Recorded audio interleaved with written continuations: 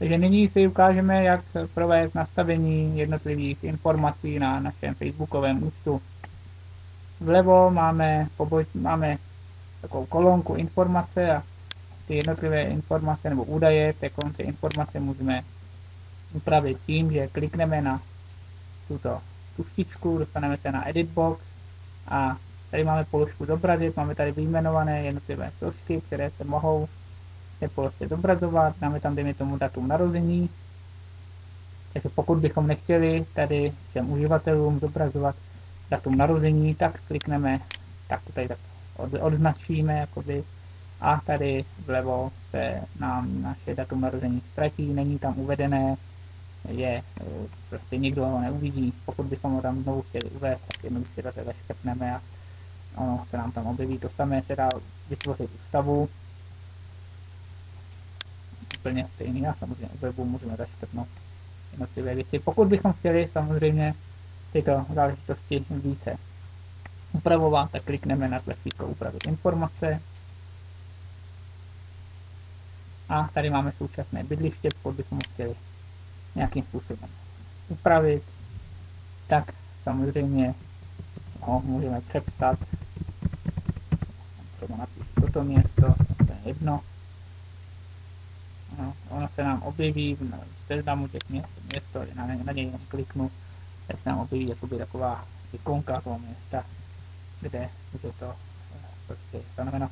Pokud bychom ho chtěli zrušit, tak klikneme tady na ten křížek a on se nám tam zobrazovat nebude. To samé si můžeme nastavit u pohlaví, nebo muž, žena, na muž. A jestli chceme zobrazovat profilu dané pohlaví, takže když to odškrtneme, tak se nám zobrazovat nebude, když odškrtneme, tak se nám zobrazovat bude.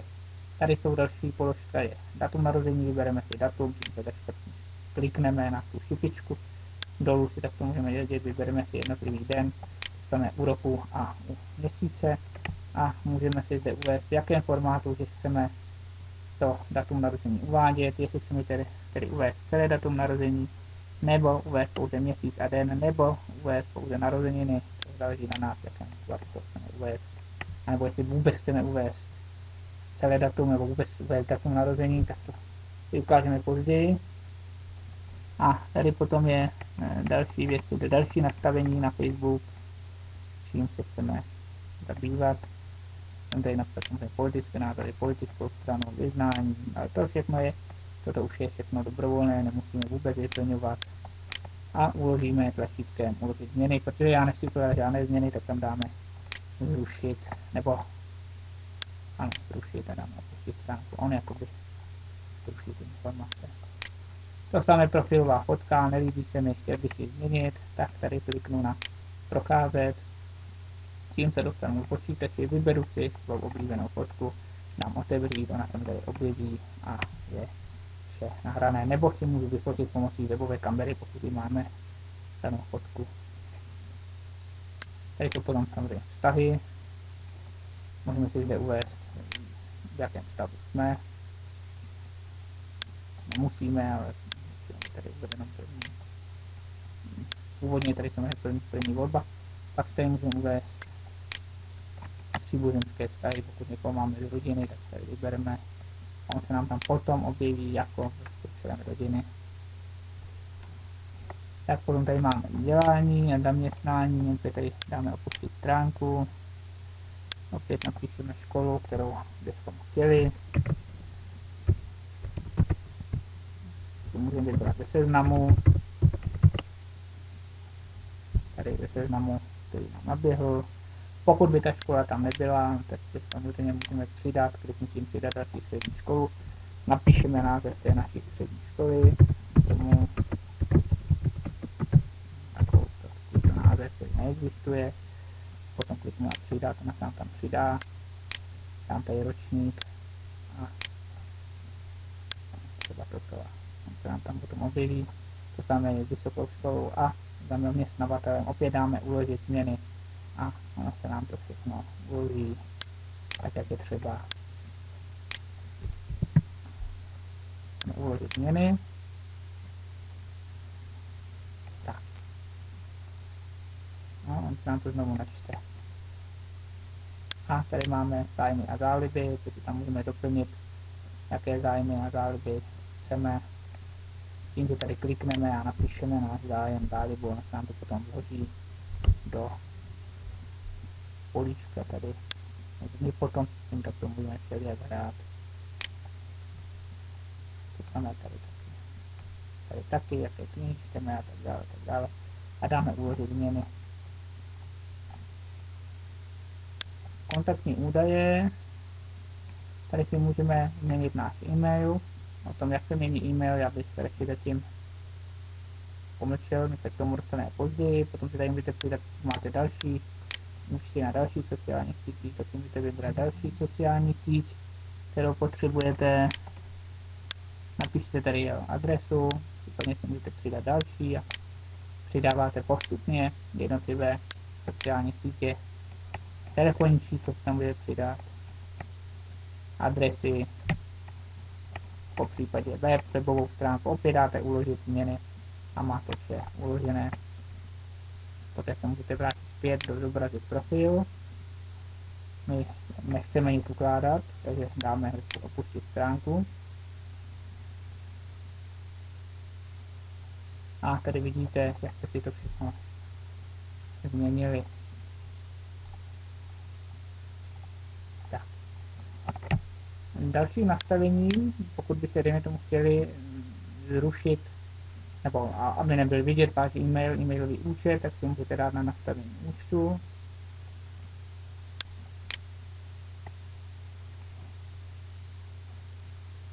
A tady si můžete změnit vaše jméno, které se má zobrazit, přepíšete, dáte uložit název, případně jméno. Potom můžete změnit to uživatelské jméno pouze jednou, to je to jméno, které se zobrazí vždycky za tím omítkem, takže tady potom bude v mém případě Gisa, když tam můžete napsat, jaké chcete. Dáte zase ověřit dostupnost, on si zjistí, jestli to jméno, které se zadali, je dostupné, pokud ne, tak se musí napsat znovu, pokud ano, tak se vám uloží to samý e-mail. Tady právě si můžete změnit váš e-mail, tady máme stanovený nějaký jiný e-mail a my ho budeme chtít změnit, aby byl jiný e-mail.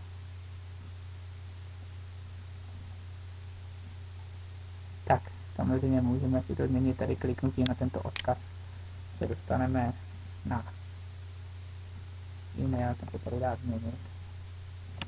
Ale to si ukážeme za chvilku. Ještě se vrátíme do nastavení účtu. Tady si můžete změnit vaše heslo. Napište staré heslo, potom si nové, potvrdíte, dáte uložit a je uloženo. Můžete se také k vašemu Facebooku přihlašovat pomocí jiných účtů, pokud je máte třeba v jiných službách, jako je Google, Yahoo, MySpace nebo MyOpenID máte třeba, tak se můžete pomocí tohoto přihlásit. Je to poměrně jednoduché, já teď odeberu tuto službu a budu ji tedy přidat, tak kliknu třeba na Google, připojit nový účet, tady si napíšu heslo k mému Facebooku a dám potvrdit a on se mi tam objeví. Ale my teď nechceme nic takového, tak to necháme, tak jak to je. Můžeme si zadat kontrolní otázku. Ta kontrolní otázka se může být vyžadována, pokud třeba bychom chtěli, neznáme heslo, chtěli bychom, aby Facebook zaslal heslo, tak prostě to způsobíme, neuděláme to tak, že tady zvolíme otázku, on se nás zeptá na nějakou otázku a my si tady napíšeme odpověď, samozřejmě si musíme pamatovat nebo si někam zapsat tu otázku a posledně dáme změnit bezpečnostní otázku, ona se nám změní, může se stát, že zapomeneme heslo nebo potřebujeme znát nové heslo, tak si tam píšeme do Facebooku, on nám na mail potom napíše naše heslo, ale potřebuje tuto odpověď na otázku. To soukromí bych zatím přeskočil, protože to je nastavení zvlášť. To si probereme později. No a tady potom je zabezpečení účtu. Když si klikneme na změnit, tak abychom si byli jistí, že jsme se tam přihlašovali jenom my a byli vždycky upozorněni na to, že náš účet je otvírán, že někdo se do něj dostává, tak tady klikneme na ano, upozornit na přihlášení. Potom na tlačítko uložit a vždycky na náš mail nám přijde upozornění, že někdo jiný se dostává do Facebooku a teď ho používá. Tady potom máme aktivitu účtu, vidíme, kdy jsme se naposledy připojili, odkud jsme se připojili, z jaké adresy jsme se připojili. On to samozřejmě odhadne pomocí pluginu, odkud to je a tak dále, z jakého systému. Můžeme jednotlivé aktivity ukončit, to znamená, že tím tady odpojíme toho uživatele. No, pak je tady stahování informací, pokud bychom chtěli si, dejme tomu, zrušit náš facebookový účet a chtěli bychom si uložit naše fotky a videa pro pozdější užití někam jinam, mimo Facebook, tak klikneme tady na tlačítko stáhnout a pomocí zip archivu se nám stáhnou všechna videa, všechny články, všechny fotky a my je posléze můžeme nějakým způsobem používat. Ještě jednou se vrátíme do nastavení účtu.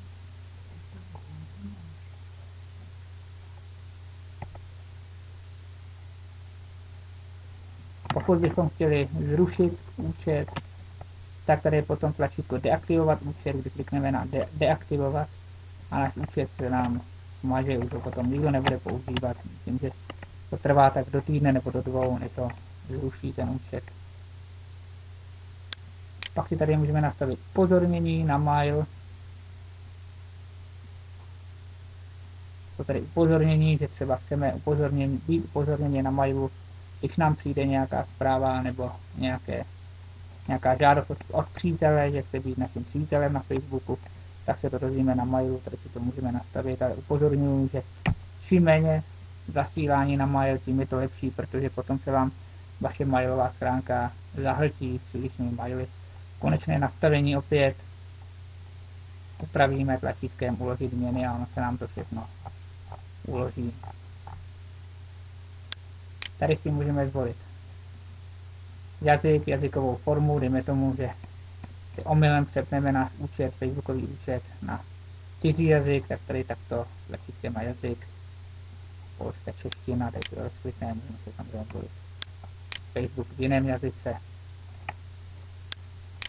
Dále tedy nastavení soukromí, pokud si chceme nastavit, aby kdo konkrétně co všechno může vidět, tak si klikneme na nastavení soukromí.